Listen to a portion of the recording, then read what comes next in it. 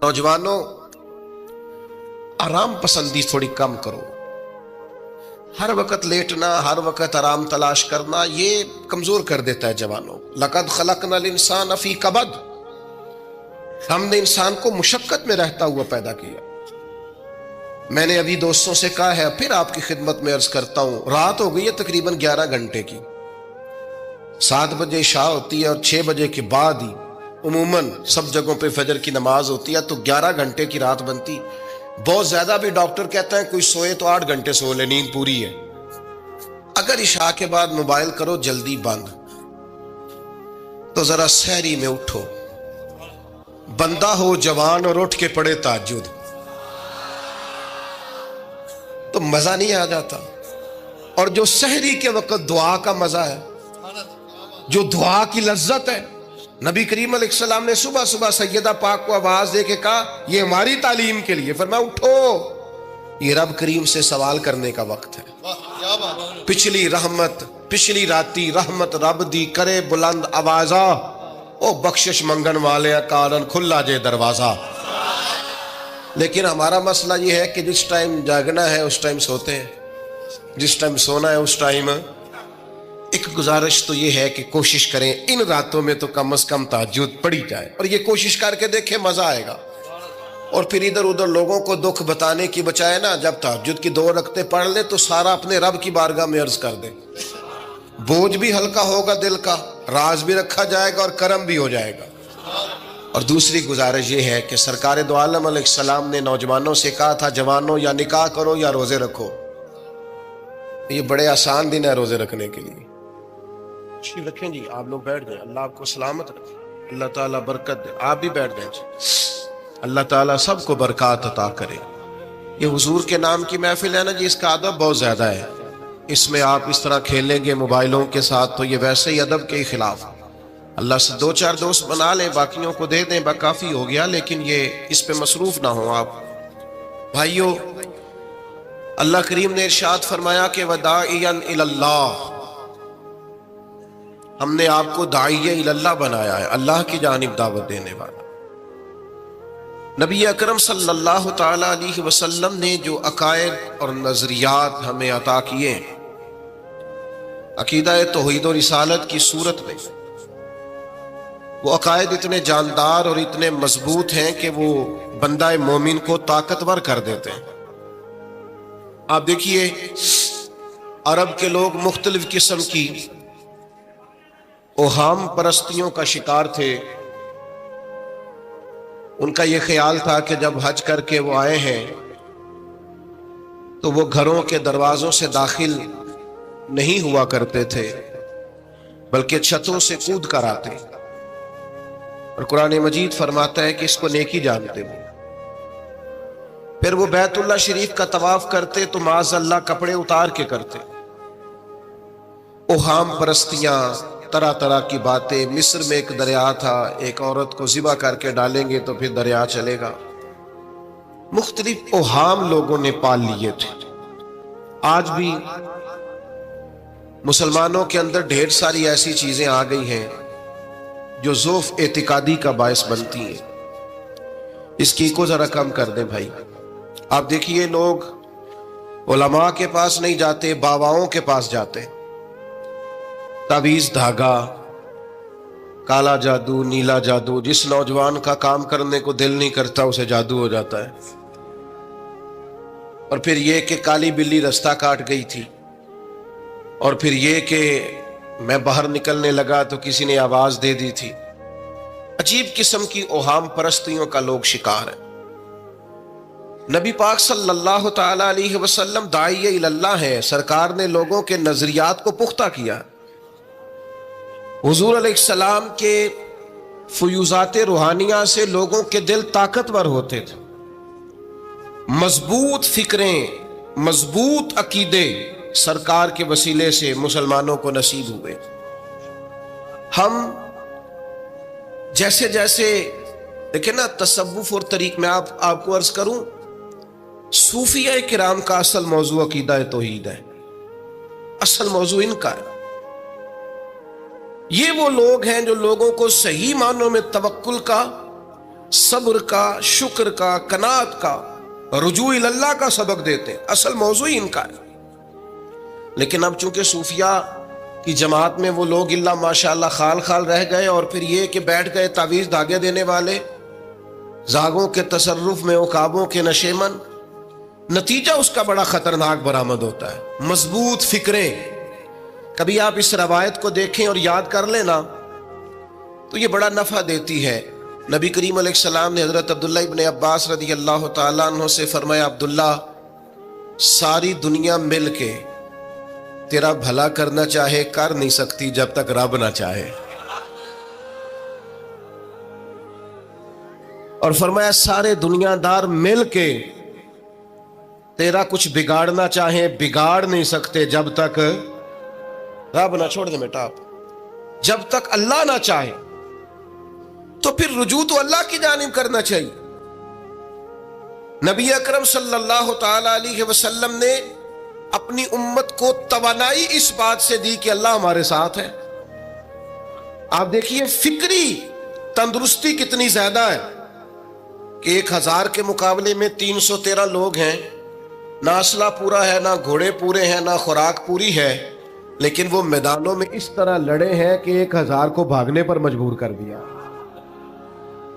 وہ ابو جہل نے جب کہا نا جاسوسوں سے کہ جاؤ پتہ کر کے آؤ، تو انہوں نے آ کے کہا وہ تو 313 لوگ ہیں، بچے بھی ہیں، بوڑھے بھی ہیں، چیز کوئی نہیں پاس. تو ابو جہل کہنے لگا پھر تو انہیں گھوڑوں کی پشتوں پر باندھ کے مکے لے جائیں گے، وہاں جا کے دیکھیں گے کیا کرنا ہے. تو جاسوس کہنے لگا سردار اگلی بات بھی سننا، ہے تو 313 لیکن جان ہتھیلی پہ رکھ کے آئے. جس کے خیمے کے پاس سے گزرے ہیں شہادت کی دعا مانگتے دیکھا ہے. ان کی آنکھوں سے چمکتی ہوئی روشنی اور ان کے لفظوں سے پھوٹتا ہوا ولولہ اور ان کی آوازوں سے نکلتا ہوا دبدبا کسی جگہ بھی انہیں کمزور نہیں ہونے دیتا. ان کے اندر کہیں بھی کوئی کمزوری نہیں آنے دیتا. غریبی کا نام لے کے سارا دن پریشان ہونا، غریبی کا نام لے کے اپنے آپ کو مظلوم ثابت کر کے لوگوں کو مدد پر اکسانا بندہ مومن کا یہ طریقہ نہیں ہے. اپنی توجہ اللہ کی جانب کرے، نبی رحمت علیہ السلام کی بارگاہ میں استغاثہ پیش کرے.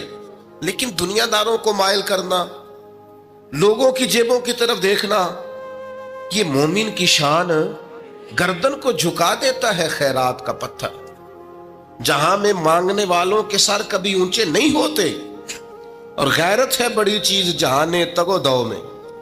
بھائی آپ طاقتور بنے. دیکھیں نا ایک نوجوان نے آ کے حضور کی بارگاہ عالی مرتبت میں عرض کیا تھا، یا رسول اللہ صلی اللہ علیہ وسلم غریب ہوں کچھ دیجئے. تو حضرت جابر ابن عبداللہ رضی اللہ تعالیٰ عنہ فرماتے ہیں ہم نے حضور سے بڑا کچھ سنا، یہ لفظ نہیں، لفظ لا، یعنی میرے پاس نہیں ہے، یہ ہم نے حضور سے سنا ہی نہیں.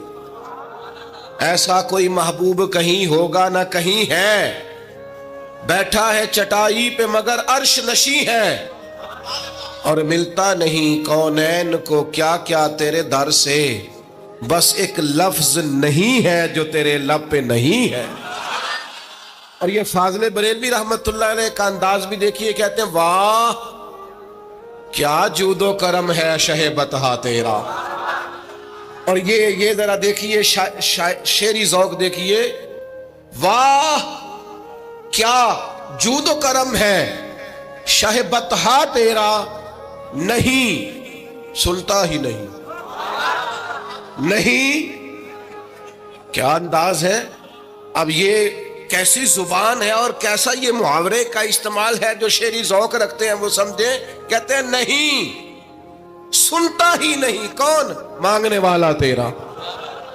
یا رسول اللہ آپ سے مانگنے والا نہیں سنتا، حضور عطا کرتے. اور ایک جگہ پہ فرماتے ہیں میرے کریم سے گر قطرہ کسی نے مانگا، دریا بہا دیے ہیں دربے بہا دیے ہیں. حضور تو دیتے، پر نوجوان نے جب آ کے عرض کی نا یا رسول اللہ صلی اللہ علیہ وسلم کچھ دیجئے، وہ جوان ہو، چڑھتی جوانی ہو، اور پھر وہ سوال کرے. ہمارے ساتھ ایک دوست پڑھا کرتا تھا، یہ 3 مہینے کی چھٹیاں ہوتی تھی تو وہ مستریوں کے ساتھ مزدور لگ جاتا. ہم نے اسے کہا یار تو مطلب 9th 10th کے اندر مزدوری کرنے جانا, تو کہندا سی یار میں قد میرا ایڈا بڑا ہے, ان ابا جی کو مانگ دیا شرم آؤندی. یہ سوچ نوجوانوں میں پیدا ہونی ضروری ہے. اب میں ابا جی سے مانگوں, مجھے تو دینا چاہیے. اس نے آ کے عرض کی یا رسول اللہ صلی اللہ علیہ وسلم کچھ دیجئے, تو حضور فرمانے لگے تیرے پاس کچھ بھی نہیں. اس نے کہا ایک پیالہ ہے میرے پاس گھر میں اور ایک کمبل ہے. اتنا غریب بندہ ہے کوئی محفل میں جس کے گھر میں ایک ہی پیالہ ہو, ایک ہی کمبل ہو؟ کوئی بھی نہیں اتنے بڑے مجمع میں. لیکن اگر کوئی ہماری غریبی کا رونا پوچھے تو میرا خیال ہے ہر تیسرا بندہ دوسرا بندہ غریب ہے, اور بڑا ہی غریب ہے. ایک پیالہ ایک کمبل. کریم نے فرمایا لے کے آؤ. وہ لائے تو محبوب فرمانے لگے کون خریدے گا؟ ایک نے کا 1 دینار, ایک نے کا 2 دینار. محبوب نے بولی لگوا دی, 2 دینار کا بیچ دیا. فرمایا جا 1 دینار کی روٹی لے جا. یہ نوجوانوں کو فکر دی کہ وہ انویسٹمنٹ میں تم نے ذات سے اپنے گھر سے لینی ہے. وہ 10-15 ہزار کا ٹھیلا بھی کسی سے نہیں کہنا تو لگا کے دے. جاؤ 1 دینار کا کھانا لے جاؤ, 1 دینار کا کلاڑا خرید کے لاؤ. صحابہ فرماتے ہیں وہ کلاڑا لایا, پر نصیب دیکھو اس کلاڑے میں دستہ نبی کریم نے اپنے دستے مبارک سے لگایا. فرمایا جا جنگل میں جا کے لکڑیاں کاٹ اور بیچ, کھا بھی اور کھلا بھی, پی بھی اور پلا بھی, 10 دن مجھے نظر نہ آنا. یارو یہ کیا بات ہوئی؟ مایوس رہنا, کمزور رہنا, فلانے نے میرے ساتھ تعاون نہیں کیا تو میں پیچھے رہ گیا, فلانے نے ہاتھ نہیں پکڑا. تو اپنی دنیا آپ پیدا کر, اگر زندوں میں خود جد و جہد کر, میدان میں اتر, ہمت کر. حضرت حسن بصری رحمت اللہ علیہ کے پاس ایک نوجوان نے آ کے عرض کی حضور بس آج کے بعد میں نے کام نہیں کرنا. فرمایا تمہیں کیا ہوا ہے؟ کہنے لگا آج میں نے عجیب منظر دیکھا ہے. میں نے دیکھا ہے کہ ایک شیر نے شکار کیا بکرے کا, آدھا کھایا ہے, آدھا منہ میں پکڑ کے پہاڑی پہ چڑھ گیا. وہاں ایک نابینا لومڑی بیٹھی تھی, باقی کا اس نے اسے کھلایا ہے. تو حضور میں یہ سمجھ گیا ہوں کہ جو رب اس نابینا لومڑی کے لیے بندوبست کرتا ہے میرے لیے بھی کرے گا, لہذا میں نے کام نہیں کرنا. حضرت حسن بصری بڑا مسکرائے, فرمانے لگے کہانی میں کردار تو نے 2 دیکھے, ایک شیر ایک لومڑی. فرمانے لگے کیا بات ہے تیری, تو نے لومڑی بننے کا پروگرام بنایا, شیر بننے کا کیوں نہیں بنایا؟ تو شیر بننا, شکار کر, خود بھی کھا دوسروں کو بھی کھلا. یہ کیا بات ہوئی؟ امت کے جوان فائلیں لیے دفتروں کے چکر لگاتے اور اپنی بغل میں کاغذات لیے امبیسیوں کے پھیرے کاٹتے اور ایجنٹوں سے سوال کرتے کہ مجھے ملک سے باہر جانا ہے, کیا طریقہ ہے؟ یہاں رہ کے بھی محنت ہو سکتی ہے, اپنی مٹی پہ چلنے کا سلیقہ سیکھو. سنگ مرمر پہ چلو گے تو پھسل جاؤ گے. دوستو سنو, میرے کریم نے فرمایا جا لکڑیاں. ایک پیشہ برا ہے میرے بھائیوں, ایک پیشہ, وہ ہے کسی کے آگے ہاتھ پھیلانا. باقی دنیا میں کوئی پیشہ برا جو ٹھیلا لگاتا ہے اور مالٹے بیچتا ہے اور سیب بیچتا ہے, بڑا عزت والا آدمی. یہ شارٹ کٹ چھوڑ دو, دوسروں پہ بھروسہ کرنا چھوڑ دو. وہ شاعر ایک بیٹھا تھا نا, شاعر مجھ سے ناراض نہ ہو جائیں, تو کئی دفعہ وہ شعر و شاعری میں بھی ان کی حالت بڑی خستہ ہو جاتی ہے. جن دنوں لوگ پتلے کپڑے پہنتے ہیں, بعض شاعروں نے ان دنوں میں بھی موٹی چادر لی ہوئی ہوتی ہے. تو ایک جگہ بیچارہ بیٹھا تھا کونے میں, اللہ ماشاءاللہ سب کی بات نہیں, تو حالت ایسی خستہ تھی. ایک بندہ 5 روپے پھینک گیا, تو تھا خوددار, بڑی تکلیف کو اٹھا اپنے پیسے. تو اس نے کہا آپ کی حالت بتا رہی ہے, آپ کو ضرورت ہے. اس نے کہا ضرورت پڑی تو اللہ رسول سے مانگوں گا, تیرے سے کیوں مانگوں گا؟ شعر بڑا قیمتی کہا. اس نے کہا یہ آرزوئے کرم اور میں آپ سے کروں, یہ آرزوئے کرم اور میں آپ سے کروں, یہ بھیک اس کو دیجئے جس کا خدا نہ ہو. میں تو وارث ہے میرے اللہ رسول, میں کو لاوارث ہوں کہ تیرے سے مانگتا پھروں.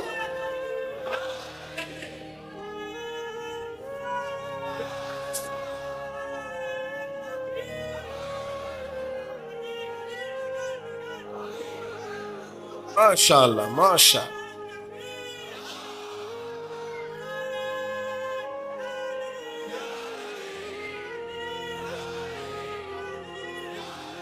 بس ہم سمجھے ہماری قیمت وصول ہو گئی. اگر خودداری پر نوجوان نعرے لگانے لگ گئے تو پھر تو بات بن گئی.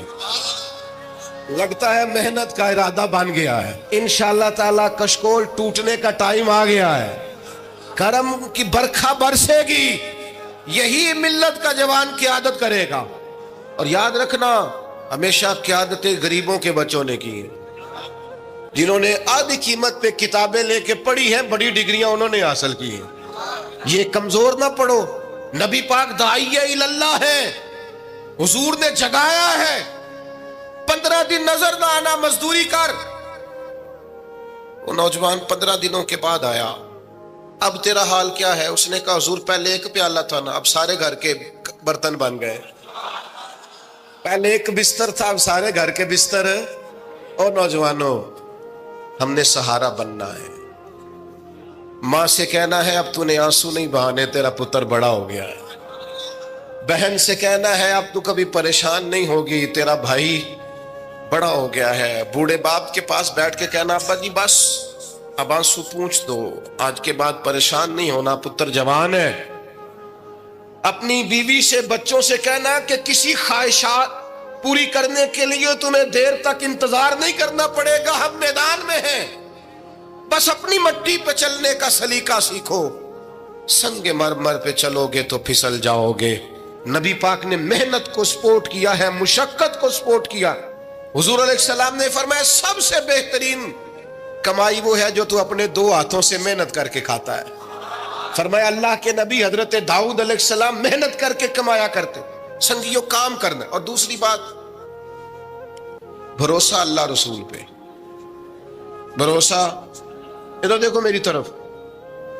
دنیا داروں سے امیدیں لگا لیتے ہو بہت زیادہ, تو دنیا دار بندے بیچارے کمزور ہوتے ہیں. جی یہ الیکشن کے دن تھے, گزشتہ سے پیوستہ الیکشن جو گزرا ہے, تو میرا ایک پیار والا دوست بھی ایک ایم کے امیدوار کا بڑا ووٹر سپورٹر تھا. یہاں اس نے اس کا بیج فوٹو والا لگایا ہوا تھا. میں رات کو دیر سے جلسے سے لوٹ رہا تھا تو وہ کھڑا تھا باہر, اور اندر امیدوار صاحب تقریر کر رہے تھے. میں نے کہا ادھر آ. وہ آ گیا. میں نے کہا تو بڑا ووٹر سپورٹر ہے, جا تقریر سن جا کے. تیرا لیڈر تقریر کر رہا ہے, تو باہر گھوم رہا ہے. کہندا ہے پیر صاحب جھوٹ پہ ماردا جو سارے جھوٹ بول رہا ہے, کرنا کرانا کچھ نہیں. تو میں کہ یار جی ایڈے پکے ووٹر سپورٹر نو بھی پتا ہے کہ جھوٹ پہ ماردا ہے, تو ہم تو ویسے ہی سپورٹر نہیں ہیں. ہم نے تو کی محبت تو سیاست کا چلن چھوڑ دیا. ہم اگر عشق نہ کرتے تو حکومت کرتے. او بھائی, جب پکے ووٹر سپورٹروں کو امیدیں نہیں ہیں تو آپ کن سے امیدیں لگائے بیٹھے ہیں؟ آپ جدوجہد کریں, اور امیدیں اللہ رسول سے. نبی پاک علیہ السلام نے فرمایا جو رب پہ بھروسہ کرے گا اللہ کی رحمت اس کی کفایت کرے گی. وَإِن يَتَوَكَّلْ عَلَى اللَّهِ فَهُوَ حَسْبُهُ, وہ اللہ پہ بھروسہ کرے گا اللہ اس کے لیے کافی ہو جائے گا. ادھر دیکھو یار موبائلوں والے دوستوں, بات سنو. گھبراہٹ نہیں, ٹینشن نہیں, انزائٹی نہیں, ڈپریشن نہیں. مومن اور ڈپریشن, مومن اور انزائٹی, مومن اور ٹینشن. او جی مجھے پتہ نہیں مجھے کیا ہو رہا ہے, جی مجھے خوف آتا ہے. آپ کو خوف آتا ہے مومن ہو کے؟ آپ کو یہ کرونا کے دن تھے تو مجھے لے گئے ایک سرکاری ہاسپٹل میں, آپ کچھ یہاں بات کریں, لوگوں کو حوصلہ دیں. تو ایک ڈاکٹر صاحب مجھ سے کہنے لگے جی مجھے نہ تنگ جگہ بڑی گھٹن ہوتی ہے, تو موت سے بڑا ڈر آتا ہے, قبر تو بڑی تنگ ہوتی ہے. میں نے کہا ڈاکٹر صاحب کچھ بھی. کہنے لگے سانس ہی نہیں آتا, چاروں جانب سے بند ہے. تو میں نے کہا بچہ بھی تو ماں کے پیٹ میں سانس لیتا ہے نا. آپ نے تو سبحان اللہ کہا. وہ ڈاکٹر تھے, انہوں نے نہیں کہا. وہ کہنے لگی جو تے اماں لیندی صاحب. ہنستے نہیں جی, باتیں ہنسنے کو نہیں سنا رہا, میں فکری باتیں کر رہا ہوں. کہا وہ تو اماں آکسیجن لیتی ہے تو بچے کو جاتی ہے. تو میں نے کہا چلے ڈاکٹر صاحب وہ جو انڈے سے بچہ نکلتا ہے اس کے تو چاروں جانوں کوئی صورت نہیں ہوتی سانس کی. تو مجھے کہنے لگے آپ کہنا کیا چاہتے ہیں؟ میں نے کہا میں یہ کہنا چاہتا ہوں قبر کی 2 حالتیں ہیں. قبر دوزخ کے گڑھوں میں سے گڑھا بھی ہے, اور جنت کے باغوں میں سے باغ بھی ہے.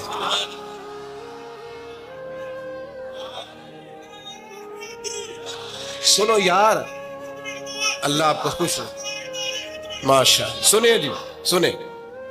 میں نے کہا اگر کسی کا یہ ذہن بن جائے کہ مرنے کے بعد میں نے باغ میں جانا ہے، 1 منٹ کے لیے سوچو نا یار.